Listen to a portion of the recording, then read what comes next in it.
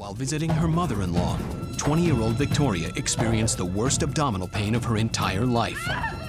Once the pain started being so intense, I got on all fours and I told Willie, I feel like something's coming out of me. And her husband has just realized that what's coming out of her is a baby. But Victoria didn't know she was pregnant. We had no idea that this was gonna happen. And the baby came out. The umbilical cord was wrapped around his neck. And I knew that the baby would suffocate if the umbilical cord stayed there. So immediately, I just unwrapped it. Come on, little fella. He's just motionless. He didn't make any sound. It's okay. I didn't know if he was alive or not. I kind of just moved him around a little bit. Yeah. Then he kind of tried to open his eyes and that's it, little guy. Made a couple sounds. Come on. Come on, little fella. And that's when I kind of realized that he was breathing. But honestly, I thought there's something wrong with him because we had no idea we were having a baby. It's Daddy. Who are you talking to? My wife was on her hands and knees, and she doesn't know what's going on. I'm looking back at him saying, what is that? What in the world is that? Babe, you just had a little baby boy. And he said, babe, we just had a little boy. And I said, what? There's no way that that baby just came out of me. I just had no idea what had just happened. David Ryan just watched this happen, and he was just petrified. But I can't grab him and hold this new baby. We need help. Mom! Mom! Suddenly I hear Willie saying, Mom, Mom. I would have never figured that this is what I was gonna see. I was freaked out. Willie saw the reaction in my face and he says, Mom, I didn't know we were gonna have a baby. I just immediately looked at the baby. He wasn't really moving, he wasn't crying, and I ran and called 911. My daughter just had a baby. She didn't know she was pregnant. She just had a baby? Yes. She didn't know she was pregnant? No, ma'am. Hurry up. Okay, but they're on the way. I'm going to walk you through it, okay? My son's with the mom here. Yes. Hold on. David Ryan was in the bed. He was crying and screaming, so I picked him up. Listen to me. Is the baby crying or breathing? He's alive. He's alive. Is he crying or breathing? He is? Okay. But he's like crying a lot. Okay, listen to me. I need you to gently wipe off the baby's mouth and nose. So I wiped his mouth off real good. And I would look back at him every once in a while to just try to figure out what was going on. I just stared at him like, where did you come from? There's no way you were inside me. There's just no way. I started shivering and shaking, and I got really cold. I was worried that she may bleed to death. It is important for you to watch the baby and the mother to be sure that they're both all right, okay? Use a blanket to keep the mother warm, and if anything changes, tell me immediately. I was just concerned that the baby wasn't okay, Victoria wasn't okay. Being a father and a husband, you get this feeling of having to be strong for your family, and I knew that this was one of those times I had to be strong.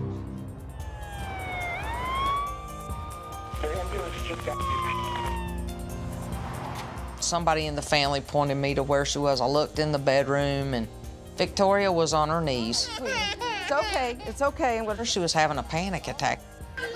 Yeah, he's She was like, I just can't believe this is happening. I can't believe this is happening. Come here, sweetheart. Lie on your back. It's okay. Dad looked like he was on another planet. I mean, he was just kind of like in a daze. I'm worried about my wife and this new baby. It was just a lot to process. Take the baby here. It seemed like it was unreal. I would never figure in the world that I would have a grandbaby born in my room. Paramedics cut the umbilical cord and worked to stabilize Victoria and her baby. Here she didn't even know she was pregnant, so she had no prenatal care. Okay, I'm just gonna check your pressure, okay? There was still blood coming out, and I was freezing, I was shaking.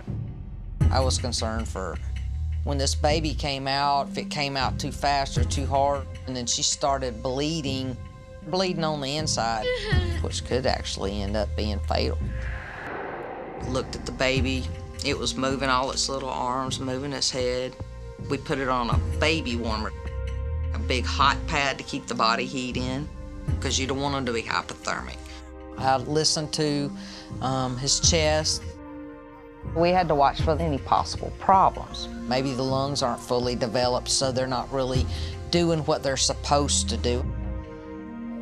And they were blowing the oxygen in his face. The main thing is for us is to make sure that we're getting them ventilated. The infant was the one that I was the most concerned about because they can just go from good to bad so fast.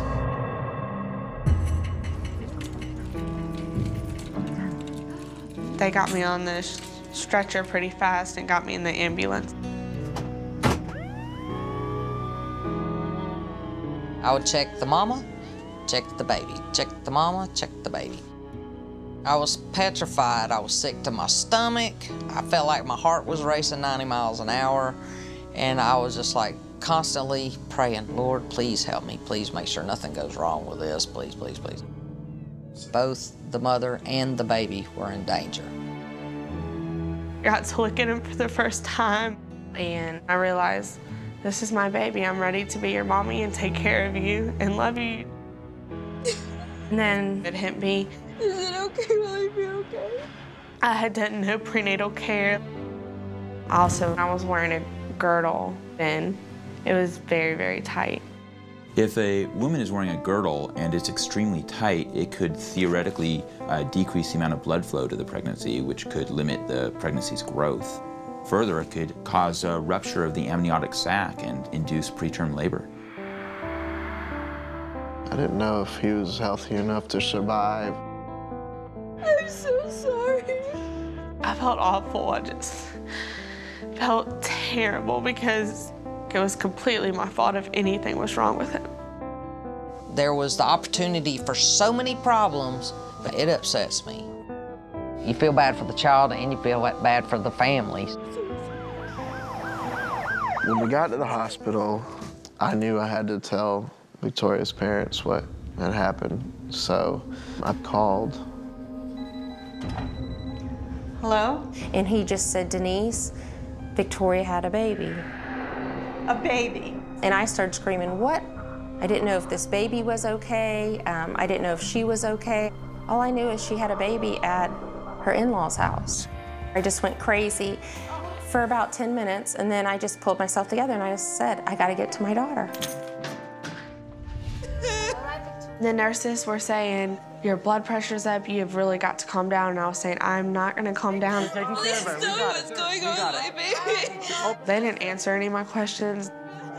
It was the most difficult experience to deal with.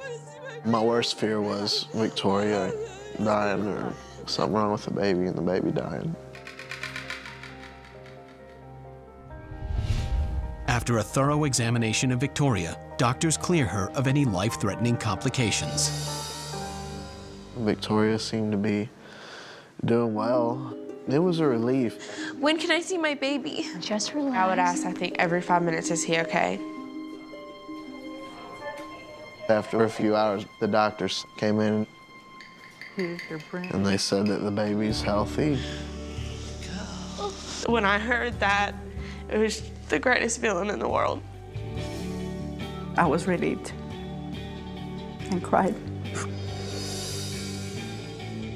He weighed 6 pounds, 6 ounces.